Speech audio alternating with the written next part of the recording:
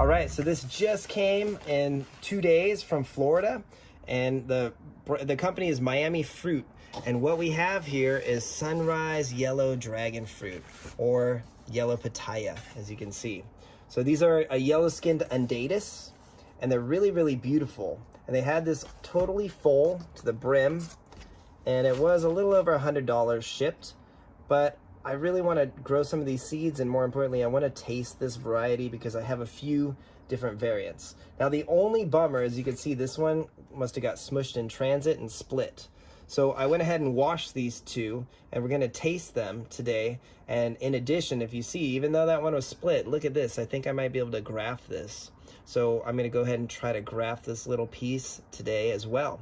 So Scott and I are going to taste these and give you our honest opinion on what we think about yellow-skinned undatus. Again, they're very beautiful, but from what I've read, people say they're a little bland and not very sweet. So let's explore what they taste like.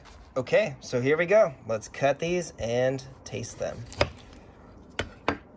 So there you go. Beautiful color. A little bit smaller than I would like.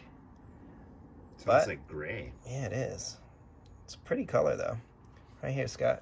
You try that half. Actually, here, let's switch, because that one might be a little sweeter for the bricks. All right, so let's see and taste this little fruit. It's kind of got, like, it's harder to get through. Definitely it does. It's different. It's got, like, different fiber.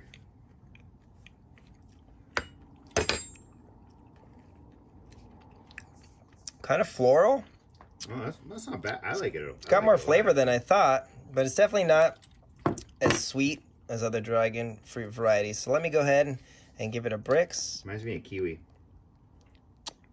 But not quite as sweet as a kiwi, I'd say. No, I don't know, but it just has that. So I'll go ahead. Just see what they look like. Yeah, it's definitely really mild. It's very mild. It is kiwi-ish. But I like it quite a bit. You do? Yeah, I do like it. It's only brixing at a little over 14. It's between 14 and 15.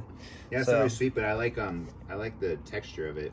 It kind of has like, I wouldn't say gelatinous, but it's got like a nice firmness to it that is satisfying. And it reminds me a bit of Connemara Bruni in a way, with a little bit of floralness to it. You kind of taste that floral vibe to it, or no? I do. Yeah, I can see floral. Pretty good. It seems to attach itself really hard at the base. Yeah, it's definitely a different texture. It's harder to get. Now, here's the one that got damaged in shipping. You can see it broke apart. So let's go ahead and try this one too. Scott, you could have that one. Yeah, you're right. It's not super sweet, but there's no unpleasant flavor to it. It's just, it's clean. It's clean. And it's pretty. Yeah, it's just, I don't know. I dig it. Kind of. This one's a little sweeter, but the same texture. The texture is definitely different than the other dragon fruit varieties I've eaten. And honestly, if I had American Beauty yesterday, I'd rather eat American Beauty than this variety, personally. Because I like a sweeter fruit. I like something more tart too. Yeah, you always do. There's not really any tartness to this. Yeah, I'd say it's definitely more on the mild side. Has more of a melon-like kind of flavor profile where you're getting that little sweet, but not a lot of acidity. It's a very beautiful color inside, though. Kind of clear or opaque, I guess, in a way. Yeah, it's almost like translucent. That's a good way to say it, just translucent. But yeah, like it has almost like a grayness to it. Definitely great chilled. So, let's go and try to graft this piece and see if we can have some of the same DNA. You gotta brix it, dude. I did. I brixed it. Yeah, you missed it. You weren't even listening. Sorry. We'll show you. It was a little over 14, but under 15. That's funny. So yeah, he was just too into the flavor profile. I was literally just looking down at the fruit the whole time. There you go. All right, well, let's go graft this piece and see if we could get it to be successful. All right. Okay, so first I'm gonna clean my knife with rubbing alcohol. It's 90%. And the second thing I'm gonna do is going to twist this off and pull it off of the fruit.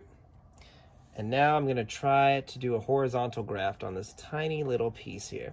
I noticed that I need to be really careful and try to save at least one thorn if I can. So it's gonna be really close. So let's give it a shot. All right, so here I go. I'm gonna just cut it straight down as nice and neat as I can. It's kind of woody. There we go. And this is gonna be questionable if it works, but it's gonna be worth a shot. I'd love to have some of this DNA. So now I'm gonna leave it there really carefully. Come up here, use this new rootstock here with a new growth, and I'm gonna cut it a little lower since this is more woody and heavier. And now try to line it up as best as I can and hope for the best. So I will tape this down. And this may just work. Actually, I want a bigger piece the first time. So I know that that's I had a really woody core there, so that should be a nice union. Uh-oh. I guess I'll go ahead and get it down one more time. It's a lot harder than you think. Let me just check one more. I think that might just take. So I like to tape mine pretty heavily for about 2 to 3 weeks, and I place them in full shade in Southern California. Now if it gets chilly, I'm even gonna put this in my greenhouse at night to keep it warm. And again, full shade for about 2 weeks. I used to bag them and now I don't. So I think I wanna use, I know it looks like a lot of tape, but I really want this to be successful. Pull that little tip down and try to have it just a nice union. So there you go. That's the biggest piece off of a fruit I've ever had to try to graft. So this is the first possible graft that will be successful from a piece of fruit. Yeah, and if you have like fruit to pick from and you inspect them, maybe you get a little piece. Yep, and you know what? Out of that whole box, that was the only one that had that tip. It looks like the fruit was growing off the tip of the branch. And so I got lucky with that piece. So we'll see if it takes. We'll know in a few weeks. And hopefully we'll have some new growth out of that one spine right there, that aerial right there. That is kind of what is the goal, is will that take? And that is what I'm going to be looking at right there. That's why I left it exposed. Today I'm going to show you a fast method to extract seeds to grow from dragon fruit. So it doesn't really matter the variety. Now this one, it came from Florida, and it could have been the humidity or all the rain or the hurricanes they had out there, but this fruit was not the best texture or quality. But either way, I'm still interested in growing the seeds to use as rootstock and just to explore this variety. So what I like to do is I first will take the seeds from the center, because that is usually the sweetest spot of the dragon fruit, and the seeds seem to be pretty large. So I do that, and I just put them right into the water, and I'll repeat that method.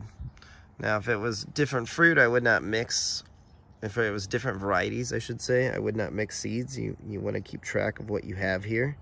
Now, I have no idea what these are cross-pollinated with, but again, I just want to use this as rootstock in the future. So I'll take a few more seeds. This is kind of what happened to a lot of the fruit, by the way. It just seemed a little bit, the texture seemed off. I think that had to do with all of the rain that they've gotten in Florida. So it doesn't really matter how you cut the dragon fruit either way, just as long as you go for those seeds in the center. And some varieties will have a lot more seeds, some will be larger, like the Plura. These ones are kind of nice and small. And you can still eat the dragon fruit if you want. Let me get the last of these. That wasn't so much in the center, but that's good. And just take a few more here. Okay, so that's the first step. After you extract them and put them in water, you'll see most of them like to sink. So let me get set up and I'll show you how I like to pan for gold to separate all of that flesh in there from the seeds. And let's do that now. So what I like to do is I'll stir it up really well and kind of irritate the water and separate the seeds from that pulp. You don't want that pulp in your growing media because it will turn to mold, and that can cause the seeds not to sprout or to rot.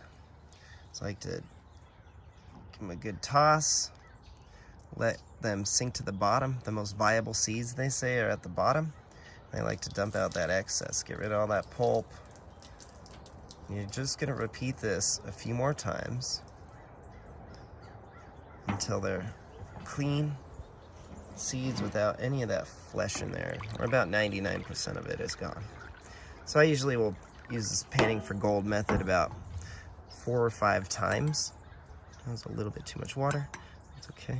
And it is okay to kind of grab some of it or just squish it lightly with your fingers to kind of get those seeds separated.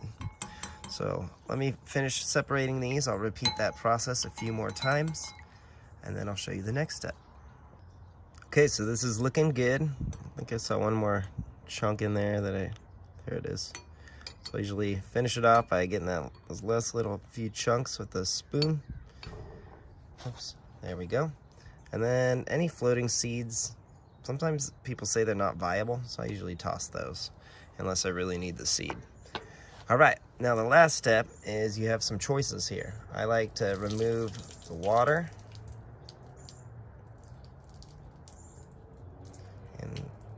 until it's just about like that. That's perfect. And then if I want to plant them at a later date, I'll put them on wax paper. So get as much water as you can off of the seeds, and you can place them on wax paper and spread them out, which can be a little tricky is the spreading out part, because they still have like this little sheath of, I guess, plant flesh. So as long as you separate them out pretty well, it's about what I do. And then I let it dry somewhere where it can dry nicely indoors, and then I can plant them at a later date. But usually I like to plant them straight into the soil. So let me go show you how I do that right now. So here's the last step. I have my growing media after I labeled it and dated it. And I used to use different types of growing media, but honestly I just use my mixture and it works great. So try to separate them out into the soil as much as possible, so that way you can pull them apart later as they get bigger. There we go. And then you want to water them in really well right away. And keep them wet all the time. I water them almost every day, probably about 5 to 6 times a week, just like that. And they'll sprout in no time.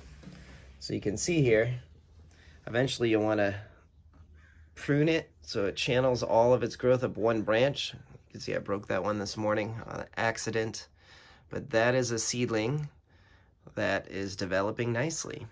So again, you want to cut them off, all the extra branches, and this is the fastest way to get it to fruit.